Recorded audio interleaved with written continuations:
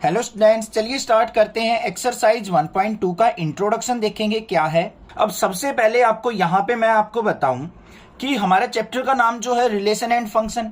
Relation के बारे में हम फर्स्ट इंट्रोडक्शन में कर चुके हैं एक्सरसाइज 1.1 के। अब फंक्शन के बारे में हम यहाँ पे पढ़ेंगे, तो रिलेशन का थोड़ा सा रिकैप कर लेते हैं। अब रिलेशन के अंदर क्या था हमारा, मान लो कोई भी टू सेट्स थे हमारे।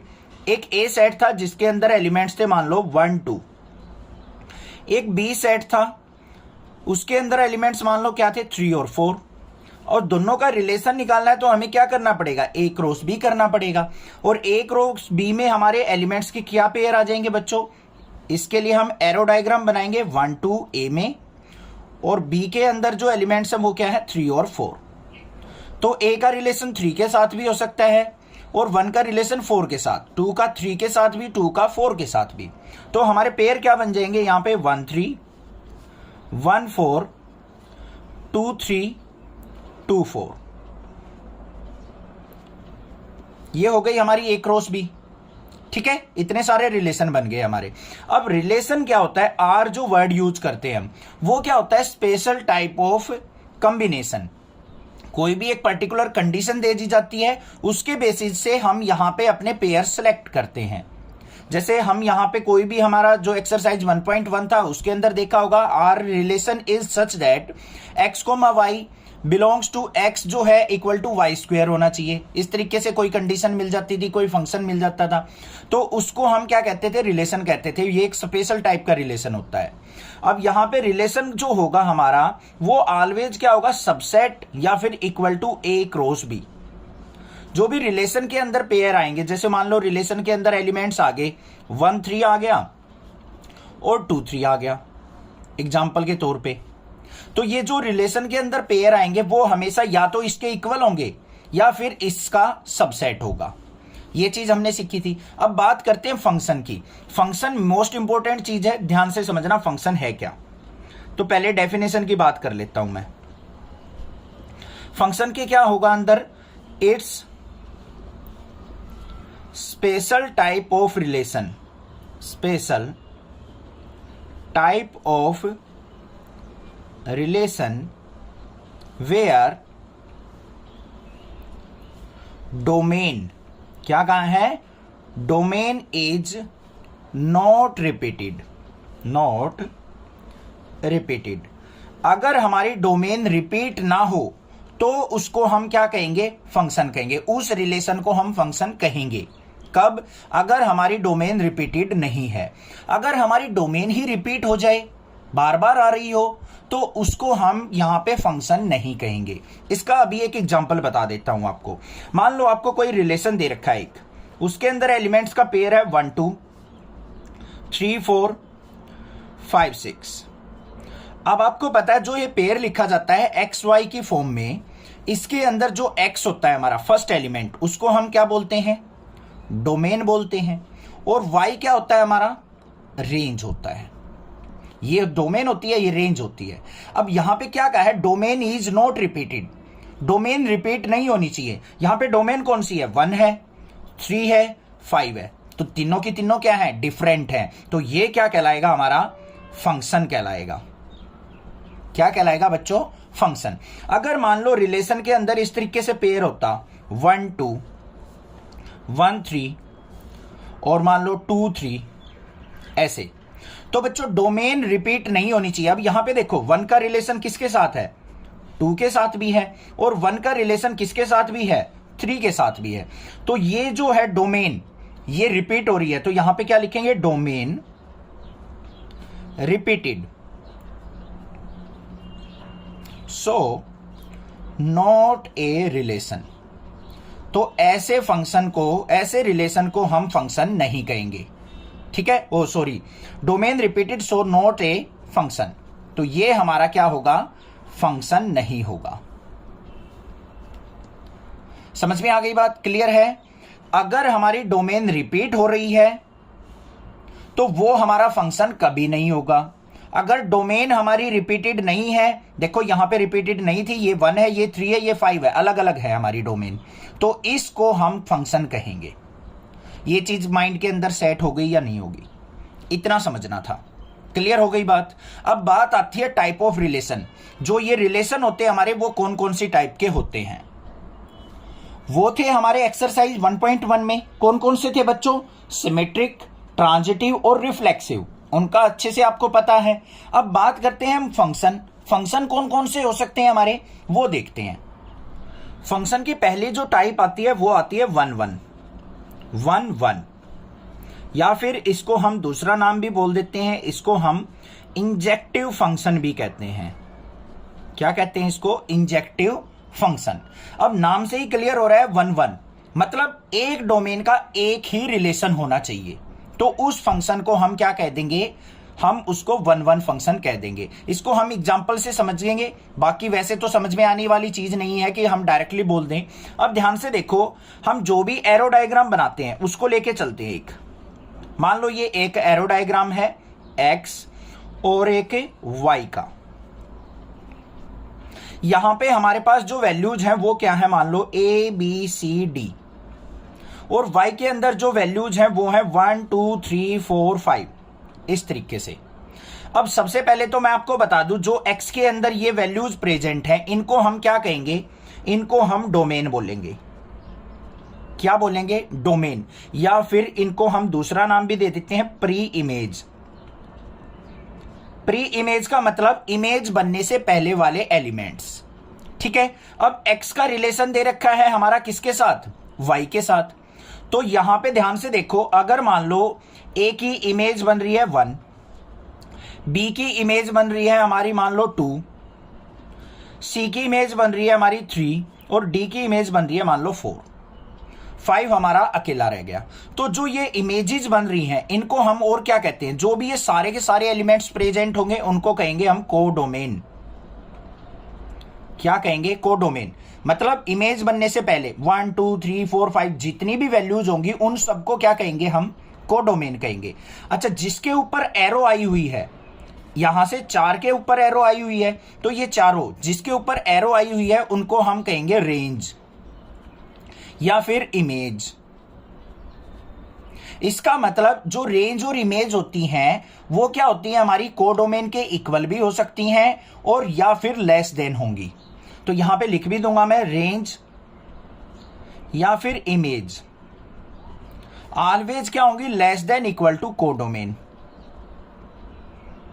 या फिर क्या कह सकते हैं हम? Subset equal to. जैसे हम पीछे लिखते थे ना रिलेशन में, तो हम यहां पे क्या लिख सकते हैं? ये सबसेट इक्वल टू क्या है? कोडोमेन हो सकता है। बट कभी भी रेंज या इमेज कोडोमेन से बड़ी नहीं होंगी, ज्यादा नहीं होंगी। क्लियर है। अब बात आती है 1 1 और इंजेक्टिव फंक्शन का मतलब क्या है? 1 1 और इंजेक्टिव फंक्शन हम कब कहेंगे? जब हमारी एक डोमेन की सिंगल यहां पे इमेज बन रही हो। एक डोमेन से सिंगल इमेज हमारी फॉर्म हो रही है एक वैल्यू से, तो उसको हम 1 1 फंक्शन कह देंगे। क्लियर हो गई? समझ में आ गई बात? डोमेन की एक सिंगल इमेज ही अगर एग्जिस्ट करती है तो वो फंक्शन हमारा इंजेक्टिव फंक्शन या 1 1 फंक्शन कहलाएगा। अब इसके अंदर अगर आपसे पूछ ले डोमेन कौन सी है, ये चीज ध्यान देने वाली बात है, बिल्कुल प्यार से समझनी है।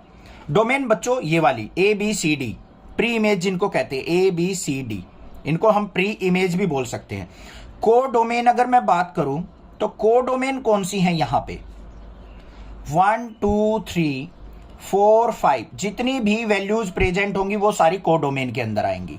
ठीक है। उसके बाद अगर मैं बात करूं यहां पे रेंज या इमेज की, रेंज या इमेज जिसके ऊपर एरो आई हुई है वो ही हमारी क्या कहलाएंगी? रेंज या इमेज। 1 2 3 4, तो 1 2 3 4 हमारी क्या होंगी? Only image. इतना क्लियर हो गया होगा, कोई दिक्कत की बात नहीं है, समझ में आ गया है। ठीक है। अब यहां पे एक कंडीशन आती है कि हम कब हमारे एनसीईआरटी मेथड को फॉलो करते हुए कब हम किसी फंक्शन को या किसी रिलेशन को फंक्शन कहेंगे, और वो भी 1 1 फंक्शन। तो उसके लिए एक सिंपल सी कंडीशन है। क्या है? F of X equal to F of Y. अगर कोई फंक्शन दे रखा है एफ ऑफ एक्स पे, तो वो एफ ऑफ वाई पे भी दोनों क्या होने चाहिए? इक्वल। और यहां पे अगर ये इक्वल है तो हमारा एक्स और इक्वल टू वाई होगा। जो ये वैल्यूज हैं ये भी क्या होंगी? हमारी इक्वल। तो ये फंक्शन कहलाएगा हमारा 1 1। इसको हम क्वेश्चन करेंगे तब क्लियर कर देंगे। उसके बाद आता है हमारा, चलो एग्जांपल भी ले लेंगे, एक समझ में आ जाएगा आपको। अगर मान लो हमारे पास x not equal to Y है, x और y की वैल्यू इक्वल नहीं है, तो हमारा क्या होगा, सो f ऑफ x जो है वो भी not equal to f of y होगा। तब भी हम इसको क्या कह सकते हैं, 1 1 कह सकते हैं। दो कंडीशन बताई है मैंने, या तो f of x equal to f of y हो तो x इक्वल टू y भी होगा, तो उसको हम 1 1 कहेंगे। x not equal to y हो और f of x not equal to f of y हो तो हम उसको 1 1 कहेंगे। कोई सी भी एक कंडीशन सेटिस्फाई होनी चाहिए, तब भी हम उस फंक्शन को, उसको रिलेशन को हम 1 1 फंक्शन कह सकते हैं। ठीक है, अब इसका एक एग्जांपल ले लेते हैं। इसको भी हम एरो डायग्राम से समझेंगे। देखो, मान लो हमारे पास एक ये है, एक ये है ओवल, एक x, ये y।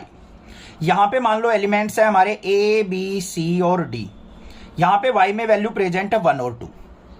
अगर मान लो a की इमेज 1 बन रही है, ठीक है, और b की इमेज जो है वो 2 बन रही है, और c की इमेज 1 भी बन रही है और d की इमेज 2 बन रही है।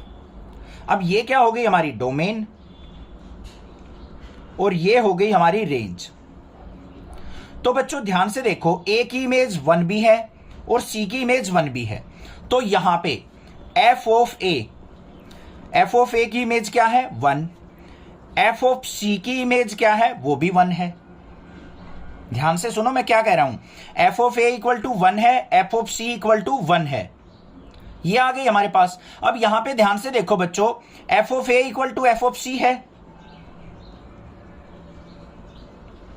ये हमारी राइट हैंड साइड इक्वल है तो लेफ्ट हैंड साइड भी इक्वल होगी, f of a equal to f of c, मतलब ये वाली कंडीशन हमारी आ गई।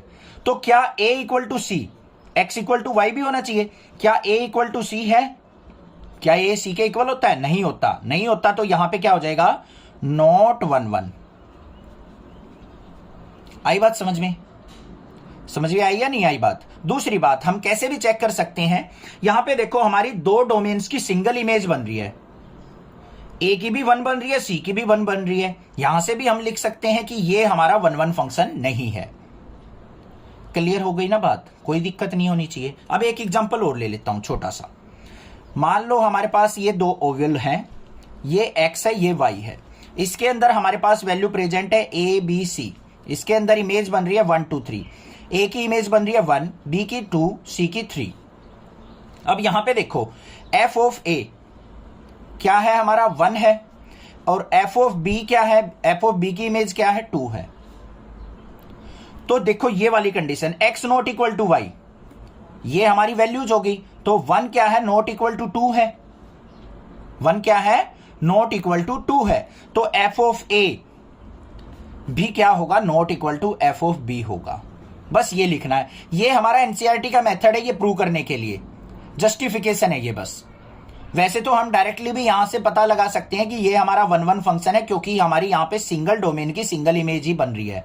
तो ये कंडीशन भी सेटिस्फाई होगी हमारी, x not equal to y और f of x not equal to f of y। तो ये क्या हो जाएगा हमारा 1 1 फंक्शन। 1 1 के बारे में पता लग गया होगा, 50-60% कुछ तो समझ में आ गया होगा। बाकी क्वेश्चन करेंगे, सारी चीजें समझा दूंगा। अब बात करते हैं सेकंड टाइप की। सेकंड टाइप का फंक्शन कौन सा होता है, सेकंड जो आता है वो आता है मैनी वन फंक्शन।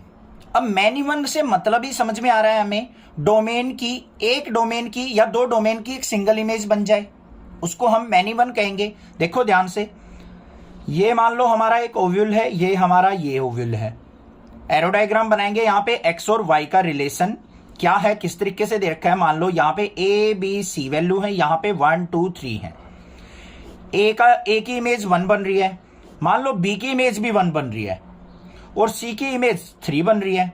तो यहां पे a की इमेज क्या हो गई, 2 इमेज हो गई, a की 1 के साथ भी और b की 1 के साथ भी, 2 इमेज फॉर्म हो गई हमारी। तो ये फंक्शन क्या कहलाएगा हमारा, मैनी वन।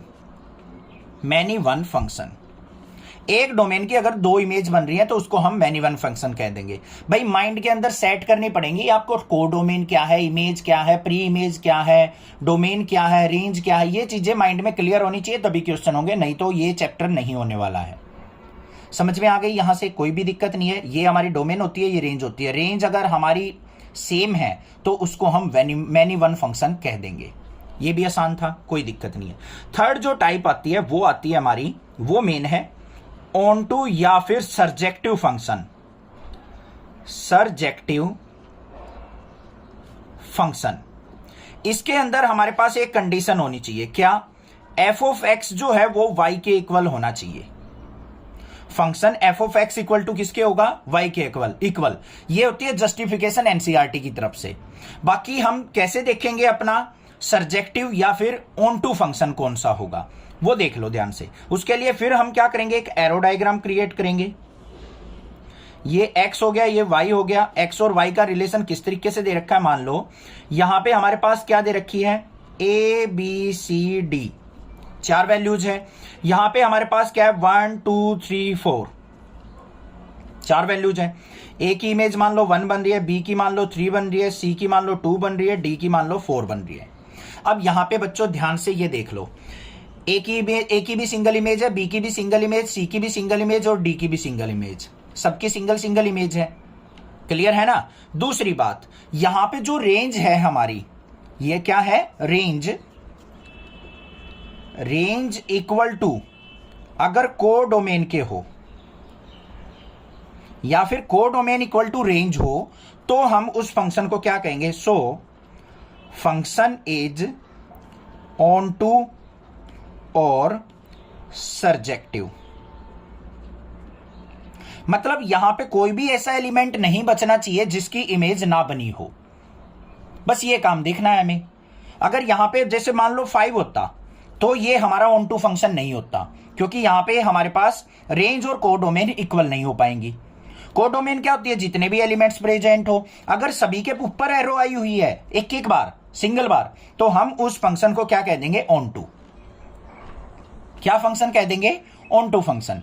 दो की भी एरो आ सकती है, कोई जरूरी नहीं है ऑन टू में सिंगल एरो आ जाए या 2 एरो आ जाए, बट मेन क्या है, सारे के सारे एलिमेंट्स इमेज बने हुए होने चाहिए। उस फंक्शन को हम क्या कहेंगे, ऑन टू फंक्शन। अब आ गई बात समझ में? दोबारा एक और यहां पे एरो डायग्राम से आपको समझा देता हूं और क्लियर हो जाएगा। मान लो ये है हमारे पास x और y, यहां पे a b c है, यहां पे 1 2 3 है। a से हमारे पास 1 पे आया हुआ है, b से हमारे पास 2 पे आया हुआ है, c से हमारे पास 3 पे आया हुआ है, और मान लो d है, और d से भी हमारे पास क्या आया हुआ है, 3 पे आया हुआ है। ठीक है, तो क्या ये हमारा ऑन टू होगा? ऑन टू तो होगा क्योंकि सभी की इमेज बनी हुई है, बट ये हमारा फिर क्या होगा बच्चों, सर्जेक्टिव फंक्शन या ऑन टू फंक्शन कहलाएगा। मतलब जितने भी यहां पे कोडोमेन है ना, सभी की इमेज बनी होनी चाहिए, तो वो हमारा ऑन टू फंक्शन हो जाता है। क्लियर हो गई बात? कोई दिक्कत की बात नहीं है। लास्ट जो आता है वो आता है हमारा बाइजेक्टिव फंक्शन। फोर्थ जो होता है वो है बाइजेक्टिव फंक्शन। किस फंक्शन को हम बाइजेक्टिव कहेंगे? वो फंक्शन जो 1 1 भी हो और प्लस में ऑन टू फंक्शन भी हो, दोनों को सेटिस्फाई करे तो हम उसको बाइजेक्टिव फंक्शन कहेंगे। अब 1 1 के लिए क्या होना चाहिए, सिंगल एलिमेंट की सिंगल इमेज होनी चाहिए, बनी हुई है भाई यहां पे, और ऑन टू भी है ये क्योंकि सभी की इमेज बनी हुई है, तो ये 1 1 भी है और ऑन टू भी है, तो इस फंक्शन को हम बाइजेक्टिव फंक्शन कह देंगे। क्लियर हो गई बात? समझ में आ गया? सारी टाइप के फंक्शन क्लियर हो गए होंगे। 1 1 क्या होता है, मैनी वन क्या होता है, ऑन टू क्या होता है। ये F X equal to Y, और जो हमारा 1 1 था उसके लिए जो हमारी दो कंडीशन थी, F X equal to F Y है और एक्स इक्वल टू वाई है तो 1 1 कहेंगे, या फिर X not equal to Y है, F X equal to not equal to F of Y है तो उसको 1 1 कहेंगे। इसके लिए ये दो कंडीशन जस्टिफाई करनी होती है हमें, और ऑन टू के लिए हमें F X equal to Y के इक्वल प्रूव करना होता है। ये हमारी जस्टिफिकेशन है, इनके बेस पे ही हमारा क्वेश्चन करेक्ट माना जाता है। बाकी मैंने आपको मेथड बता दिया, इमेजेस डोमेन और कोडोमेन से हम कैसे देख सकते हैं कि हमारा फंक्शन जो है 1 1 है, मैनी वन है, या फिर ऑन टू है। यहां पे जो मेन चीज हम पढ़ेंगे वो पढ़ेंगे कंपोजिशन एंड इन्वर्टेबल फंक्शन। क्या पढ़ेंगे हम यहां पे, कंपोजिशन एंड इन्वर्टेबल फंक्शन।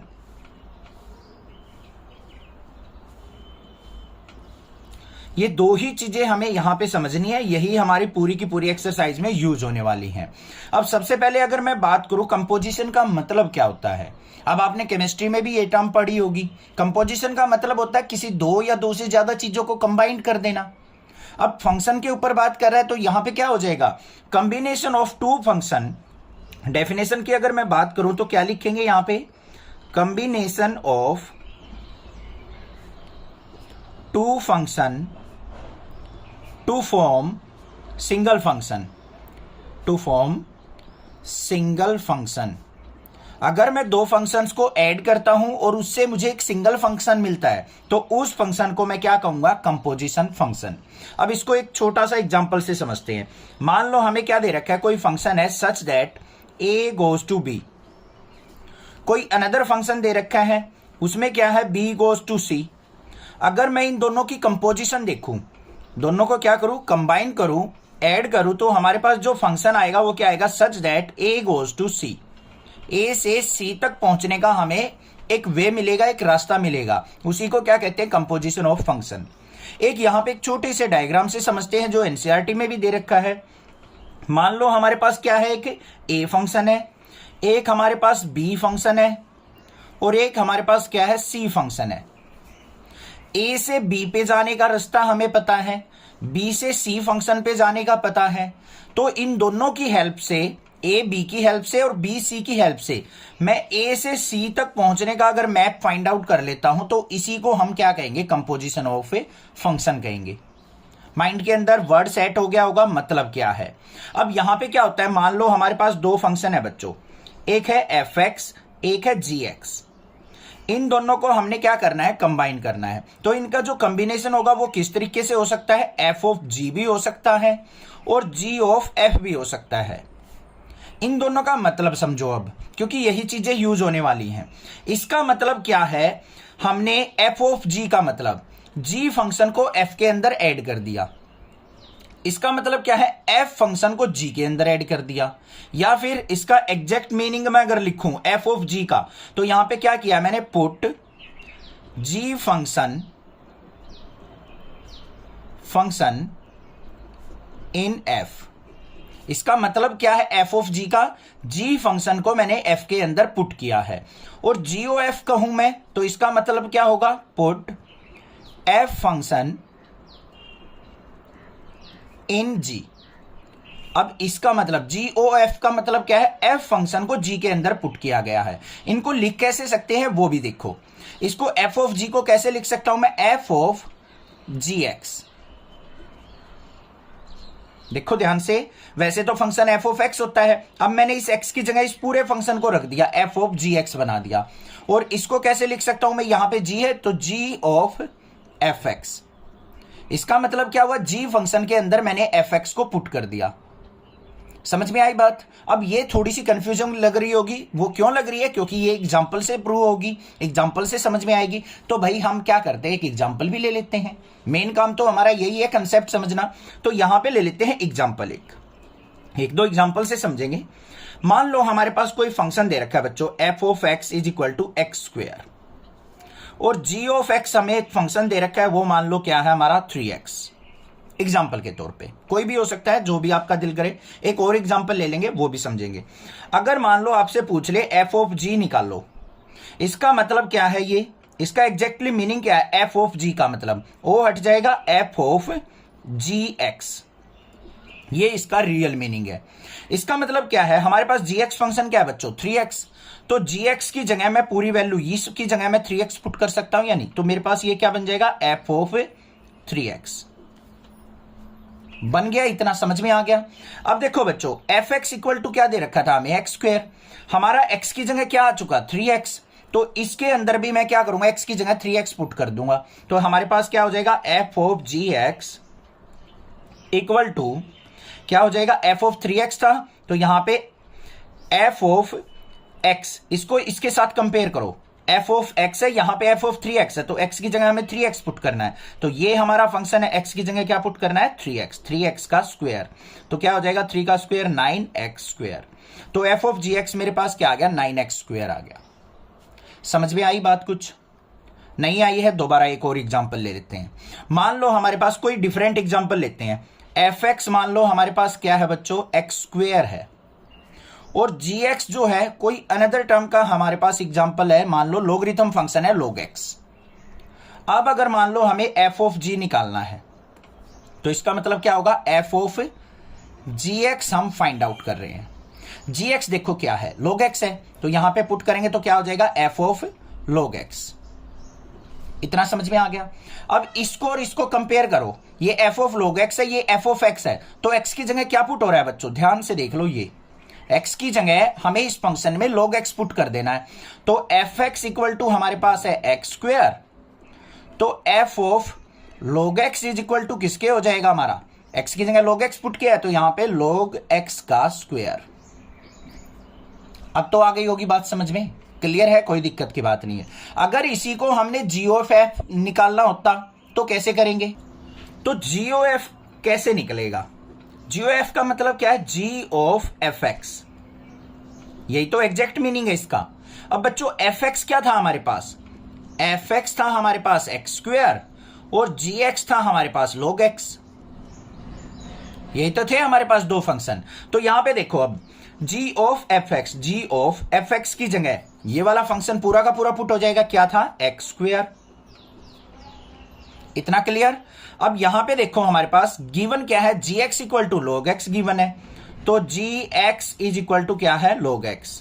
अब इसको कंपेयर करके देखो, जी से जी कंपेयर किया, x की जगह क्या पुट करना है, एक्स स्क्वेयर, तो x की जगह एक्स स्क्वेयर पुट कर देंगे, तो क्या हो जाएगा यहां पे, G of X square is equal to log of X square. ये आ गया मेरे पास, समझ में आया, कुछ तो सेट हुआ होगा माइंड के अंदर। इतनी बात तो क्लियर हो गई होगी कि कंपोजिशन हम किस तरीके से करते हैं, 70-80%, 60% कुछ तो सेट हुई है माइंड में। बाकी क्वेश्चंस करेंगे वहां से और सारी चीजें क्लियर होती चली जाएंगी। अब बात करेंगे हम इन्वर्टिबल फंक्शन की। इन्वर्टिबल फंक्शन और समझना है हमें। अब ये इन्वर्टिबल फंक्शन होता क्या है, नाम से ही आपको पता लग रहा है, इन्वर्ट करना मतलब उलट देना, किसी चीज को रिवर्स कर देना, क्या कहलाता है, हमारा इन्वर्टेबल फंक्शन कहलाएगा। अब इसमें होगा कैसे, क्या मतलब होता है इसका एग्जैक्टली वो समझ लो। मान लो आपको कोई फंक्शन दे रखा है F such that A goes to B. पहले इसका मतलब बताओ मुझे, पिछली एक्सरसाइज में हम करते आ रहे हैं, इस तरीके से मिला है हमें F such that A goes to B. इसका मतलब क्या होता है बच्चों, एक ए वैल्यू पुट करने पर हमें बी रिजल्ट मिलेगा, ए वैल्यू पुट करने पर बी रिजल्ट मिलेगा, किसमें, एफ फंक्शन के अंदर। और ये जो होता है ये हमारी क्या होती है, डोमेन, और जो रिजल्ट आता है वो क्या आता है, हमारा कोडोमेन, या फिर उसको रेंज भी कहते हैं। ठीक है, तो ये डोमेन होती है, ये हमारी कोडोमेन होती है किसी भी फंक्शन के अंदर। अब इसको इन्वर्टेबल फंक्शन बनाना है। इन्वर्टेबल फंक्शन क्या होगा, कोई अनदर फंक्शन बनेगा, मान लो G such that B goes to A हो जाए, बी गोज टू ए हो जाए, तो मैं इसको क्या कह सकता हूं, इन्वर्टेबल फंक्शन है। मतलब जो कोडोमेन थी पहले फंक्शन में वो हमारी अब डोमेन बन जाए, और जो डोमेन थी वो हमारी कोडोमेन बन जाए। This type of function are called invertible function. Mind के अंदर हुई थोड़ी सी बात सेट। चलो और एग्जांपल समझाऊंगा मैं अभी, वो आपको और क्लियर कर देंगे। अगर मान लो हमारे पास कोई भी एफ ऑफ जी निकालते हैं, क्या कहा है मैंने, एफ ऑफ जी का मतलब जी फंक्शन को एफ के अंदर पुट किया है, तो मेरे पास रिजल्ट क्या आना चाहिए, बी रिजल्ट आना चाहिए। अगर एफ ऑफ जी निकालता हूं तो मेरे पास बी रिजल्ट आना चाहिए। अगर